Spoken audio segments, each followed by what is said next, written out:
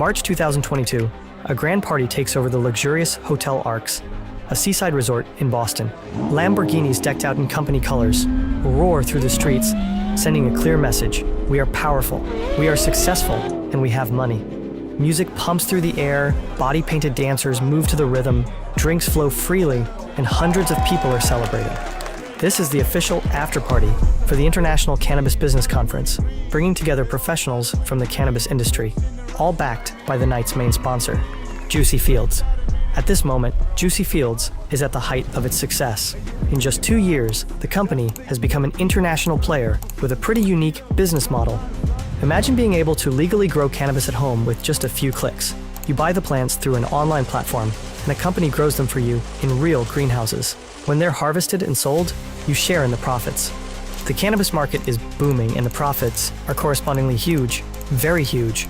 You invest more and more, maybe even all your savings, and then one day, the music stops. The party, it seems, is over. Hundreds of millions of euros vanish overnight. Investigations spread across Europe, and at the center of it all, a mastermind in the background. Money, money, green. Started with a dream. Now we getting rich now, I mean. Money, money, green. Straight out of Medellin. Grown as a motherfucking team. Money, money, green.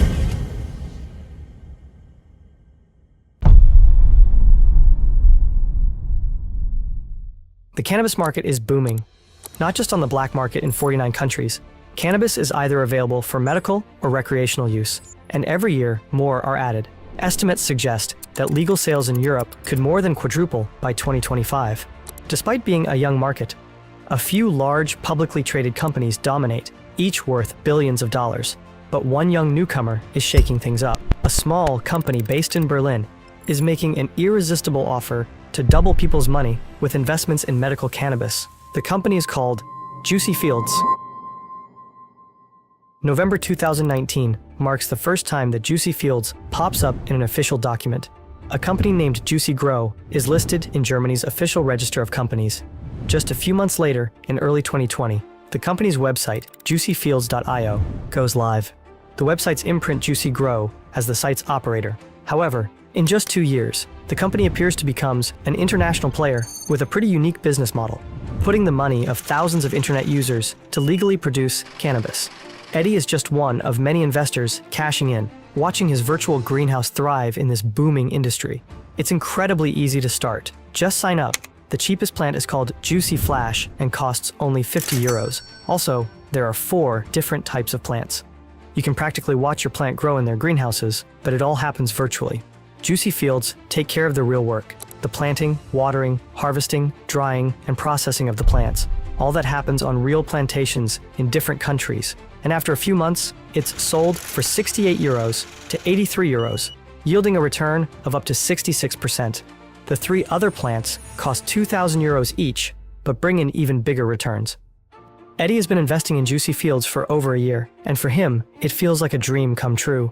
The platform consistently pays out his profits on time, allowing him to make a few clicks on his computer and then kick back on the couch. He and his girlfriend have invested a significant portion of their savings. Together, they've funneled 80,000 euros into the platform. Once it works the first time, he puts in more and more and more and more. Guerrero, Mexico.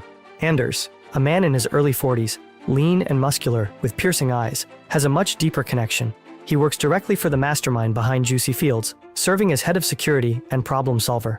His job keeps him on the move, visiting cannabis plantations in Colombia, Latin America, and Africa. Luxury hotels, limousines, and bodyguards are part of his daily life. Juicy Fields isn't just a virtual platform, it has a physical presence. The startup lists several well-known cannabis producers as partners on its website, offers tours of real greenhouses, and even has live webcams showing the growing plants. Anders has a hand in overseeing it all. Juicy Fields markets itself aggressively. YouTubers promote the platform with affiliate links, and cannabis expos like Spannabis in Barcelona are sponsored. The company appears loud and extravagant, featuring Lamborghinis, big parties, scantily clad dancers, and lots of bling. In a high-end promo video, passengers are handed joints shaped like airplanes and welcomed on board by Captain Blunt and co-pilot Mary Jane. A massive hotbox party takes place in the clouds. Even German rapper Weasel endorses Juicy Fields. Money in your hands, buy a couple lamps, grow a couple plants, fuck a couple grams. The man sniffing cannabis in the video, who earlier played Captain Blunt, is Alan Glantz, the CEO of Juicy Fields and the face of the company. He aims to topple the big cannabis monopolies, offering grass for everyone, a Robin Hood of the industry. On the Juicy Fields website and LinkedIn, he presents himself as a genius businessman, although his English, despite an alleged elite US university degree, seems a bit rusty in most interviews. Still, the message resonates, and a community forms. And to be fair, if you ignore the CEO's questionable CV, Juicy Fields seems pretty legit at first glance. They keep their profit promises and pay out hefty sums regularly. In 2021, a staggering 72 tons of cannabis are allegedly harvested, and in just 2 years, Juicy Fields has already attracted 500,000 investors, many from Germany, but also from Austria, Spain, and Portugal. Juicy Fields is a massive success, but then things quickly start to fall apart. On June 2022, the German financial regulator BaFin rules that unless Juicy Fields submits a prospectus, a mandatory declaration outlining the company's structure and business model, Juicy Fields will not be allowed to continue trading in Germany. Initially, Juicy Fields is banned from recruiting any new investors in the country, and soon after, it faces a complete ban on offering its virtual cannabis plants. Despite these restrictions, Eddie manages to open a new account and buy a plant from within Germany. It seems Juicy Fields is ignoring BaFin's demands, and he's not the only one who notices. On July 7th, 2022, BaFin slaps Juicy Fields with a hefty fine of €1 million. As news of the fine breaks, a wave of anxiety washes over Eddie. Just when he thinks it couldn't get worse, Juicy Fields announces they have a new boss. Money, money, green. Started with a dream. Now we getting rich now, I mean. Money, money. Alan Glantz, the company's CEO, who prominently appears in music videos and Juicy Fields promotions, steps down. The new leader is Willy van der Merwe, a cannabis entrepreneur from South Africa. On July 13th, Eddie receives an unusual email from Juicy Fields, stating that all members and remaining staff have decided to go on strike. Shortly after, some of Juicy Fields' official Telegram groups and social media accounts suddenly disappear. Eddie realizes that something is terribly wrong and finds himself unable to log into the platform. It is the last day that Juicy Fields e-growers see their virtual plants. By now, at least €1 billion are locked away, with no one knowing where the money is gone. July 2022, Berlin, Germany. Two journalists, Nicholas Martin and Andreas Becker, keep a close eye on Juicy Fields from the very beginning. Now, as the website's login freezes and thousands of investors try daily to access their accounts in vain, they are left with a huge question. Was Juicy Fields, from the very start, a criminal project? Did all those virtual cannabis plants that investors saw on their screens actually exist in real life? And if so, where? They go through all the newsletters and website screenshots they can find, identifying a total of 20 companies Juicy Fields claims to have partnered with. They contact each one to inquire about their partnership, and the majority say they have never sold or transported any product to or on behalf of Juicy Fields, making it clear that the cannabis plants investors saw on their screens likely never existed. However, one grower shares something really weird. Even before the Juicy Fields platform goes online, he receives an unusual offer. As the owner of a cannabis greenhouse in Portugal, he is approached by Anders, the man who works directly for the mastermind behind Juicy Fields, who offers to pay a monthly fee to put webcams in his greenhouses. Anders only wants to use the footages. It suggests that Juicy Fields isn't genuinely interested in the cannabis itself, but rather in streaming live images of the plants growing. They likely intend to broadcast this footage on their website to convince investors that their cannabis plants actually exist. Over a period of 2 years, Juicy Fields throws money around to promote their brand. They sponsor industry fairs, host lavish parties and conferences.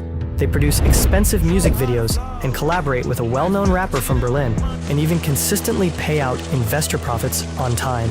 So, since Juicy Fields hardly makes any money from selling medical cannabis, Martin and Becker are still wondering, how did they pay for it all? On July 16th, the full names and contact details of several individuals are published on the Juicy Fields website. These individuals have never previously been connected to Juicy Fields. They are accused of planning a hostile takeover of the platform, and it is claimed that this is the reason the logins have to be frozen temporarily. It is a public attack. What happens next is that Juicy Fields essentially splits into two camps. There is the old Juicy Fields, the original operators of the platform, who have created and launched the whole thing. And then there is the new Juicy Fields, a group of individuals from Germany, All of these Germans belong to Juicy Fields AG, which is registered in Switzerland. So they seem to have real connections to the platform. The company's headquarters is a castle. Many of them hold long, cumbersome, noble titles. They are counts, dukes, or princes. However, Martin and Becker's research suggests that these titles are not real. They are so-called fake nobility. One of these counts becomes a particular target of the original Juicy Fields operators. They accuse him of running off with all the money, hinting that he is evading taxes in the Bahamas and calling for him to stop his disgusting behavior. They are annoyed, especially their men in black hoodies. Further leaked documents reveal that the main Juicy Fields account has been opened by one of the accused Germans, meaning that the accused would have had access to all the money and could indeed have taken it. It genuinely seems as though Juicy Fields has fallen victim to a criminal German pseudo-noble clan, but the so-called nobles fight back. They claim they never had access to the main account, saying it has been opened with a forged passport and a fake signature. They publish documents revealing who they claim are the true faces behind Juicy Fields. According to them, the actual operators of the website and the real organization are 4 men of Russian descent, listed as owners of the German Juicy Grow GmbH. They even published the passports of 3 of these men. A German-born Russian named Viktor Bittner is listed as the director. Despite being listed as the director, Bittner has stayed completely in the background until now. The primary shareholder and supposed mastermind behind the entire project was a Russian man named Paul Bergholz. It turns out that alongside the German GmbH and the Swiss AG, there are at least 6 more companies connected to Juicy Fields across Europe. The website's legal notice, the Impressum, is changed almost daily from then on, and no one knows who is behind it. A newly appointed CEO from South Africa makes a public statement, but no one is sure if this person even exists. Martin and Becker try to contact former CEO Alan Glantz, but he never picks up the phone or writes back after Juicy Fields collapses, leaving them with no choice but to focus on the only man left at Juicy Fields. Viktor Bittner, the original director of Juicy Fields when the company first starts out in Berlin, the only man who appears on all the company records. But for them, he remains a mystery, a phantom. They try to get in touch with him, but it's all in vain. No answer, no lead, no clue. So they decide to simply visit his last known address, as they know Bittner's last location through the documents leaked by the nobles. It's in a working-class neighborhood in Berlin. Winter has settled in with an icy chill.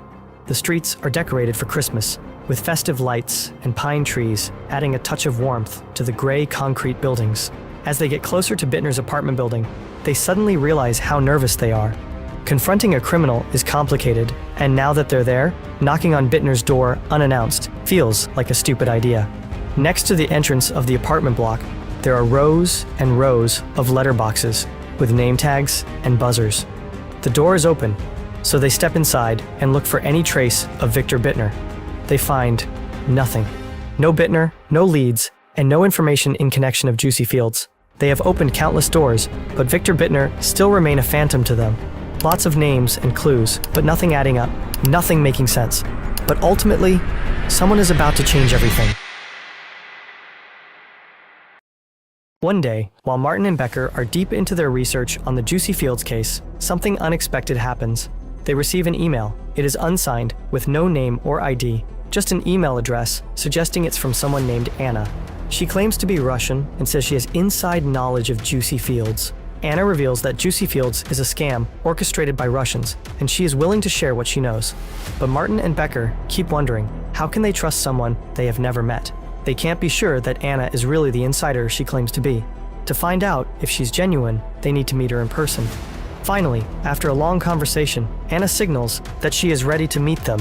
But that is the last message they ever receive from her. After that, Anna seems to disappear. She stops answering, and their source is gone. They feel disappointed, but also worried. What has happened to Anna? Had she been caught? Is Anna still alive? Or is it all a hoax? But then, something really unexpected happens. In December, a so-called anti-crisis committee from Juicy Fields makes an appearance.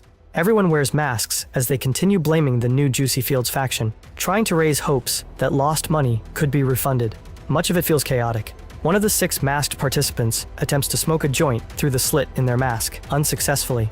It's absolute chaos. But as would later become clear, this confusion is likely part of a meticulously planned farce. Behind all the strange characters and apparent amateurs, there is someone who knows exactly what they are doing. But then, the whistleblower strikes again. Out of the blue, they hear from Anna once more, but this time with a Swedish lawyer, and she reveals something unexpected. Anna tells them the truth. She's not who they thought. She is in fact a man, one of the very people behind it all, and his name is Anders. They still don't know if Anna is telling the truth or not, but now that they have found Anna, or Anders, they are determined not to let her slip away again. So they ask their lawyer to pass along a request for a meeting and an interview. It works. December 2022, near the Russian border. It's freezing, about -4 or 5 degrees, and snow is everywhere. They meet Anders in an office. He is there with the Swedish lawyer who has set up the meeting and his assistant. Anders reveals his real name and shows them his ID. They agree to his condition that his identity will remain hidden. However, with the information he provides, they are able to confirm that he is who he claims to be. And then, bit by bit, Anders starts spilling all the secrets.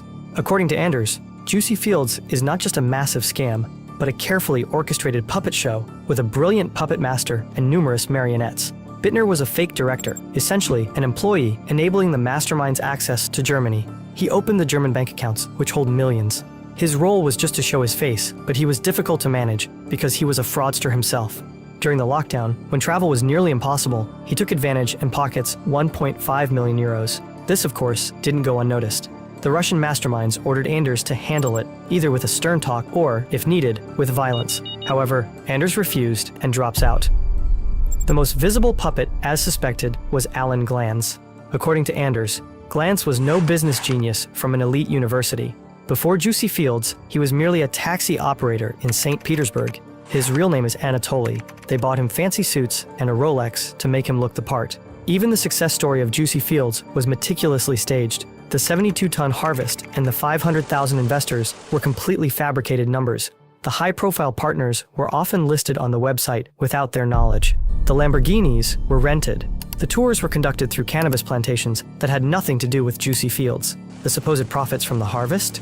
There were no such sales to generate the returns promised to the small investors. In fact, Juicy Fields was never authorized to offer cannabis-related financial products. In the Berlin Commercial Register, the GmbH was listed as a company for gardening supplies. The entire scheme points to a classic Ponzi scheme. Investors poured in money like crazy. Huge amounts of cash flowed in. When someone requested a payout of their juicy returns, the money came from other investors. The system only worked as long as it kept growing, with new money constantly flowing in. The masterminds knew that the house of cards would eventually collapse. According to Anders, they had taken appropriate exit precautions, a complex web of opaque companies, an account in Cyprus, and a few carefully chosen scapegoats in the front line. Anders refers to them as useful idiots, people who were paid to be the public face and sign off on things. According to Anders, the entire power struggle was staged, a massive diversion intended to create confusion. The accusations against the pseudo-nobles, the leaks of the Russian passports, all of it was likely staged. The passports were fake, the names invented, and the photos doctored. What is true is that there was indeed a small, tight-knit group behind Juicy Fields, with a mastermind at the top. Only his name wasn't really Paul Bergholtz. According to Anders, he's actually a rather unremarkable guy, an IT specialist, a darknet enthusiast, a passionate cannabis consumer, and a fan of rap. It's even said that he wrote his own lyrics. Juicy Fields had several music promo videos, and the lyrics were supposedly written by Paul himself. After they heard that Paul wrote the lyrics, they listened to the song again, and were surprised to find that the lyrics were the script of the Juicy Fields story in a nutshell. Money, money green. Started with a dream. Now we getting rich now. But even here, the story doesn't end. Juicy Fields, the Ponzi scheme, the puppet show. According to the whistleblower, these were just fronts for an even larger operation, money laundering. The most important Juicy Fields bank account was located in Cyprus, a country repeatedly criticized for not doing enough to prevent illegal financial transactions. Over 1 billion euros flow through this account since its opening. Under the guise of cannabis investments, it would have been relatively easy to launder money. Dirty money would flow into a legitimate business, be paid out, and come out clean. You could say that the Ponzi scheme and the money laundering operation were natural partners. According to Anders, the masterminds had close ties to a Colombian drug cartel. Juicy Fields potentially used to launder cartel money. We also know that it likely extends into organized crime in Russia, as confirmed by the prosecutors. The masterminds are suspected to have come from St. Petersburg, a city considered a stronghold of the Russian mafia. experts speculate that an operation of this scale couldn't have been carried out without some level of backing from Russian politics. Viktor Bittner is also believed to have connections to the Russian intelligence service, the FSB. However, the trail grows cold here. The picture becomes too blurry, too speculative. One thing is certain, though: the damage is immense. Conservative estimates put the losses at 500 million euros, while others suggest it could be around 3 billion. On April 11, 2024, more than 400 officers across 11 countries break down doors and storm buildings. They conduct searches at 38 locations in Europe and the Dominican Republic, arresting 9 individuals, including Viktor Bittner and Paul Bergholz. However, the German prosecutor's office confirms that the Russian lead is still active. These are all small fishes. The real mastermind sits undisturbed in Russia. Thousands of defrauded investors, including Eddie, are still waiting in vain for their money. In this case, as far as we know, there were real professionals behind it.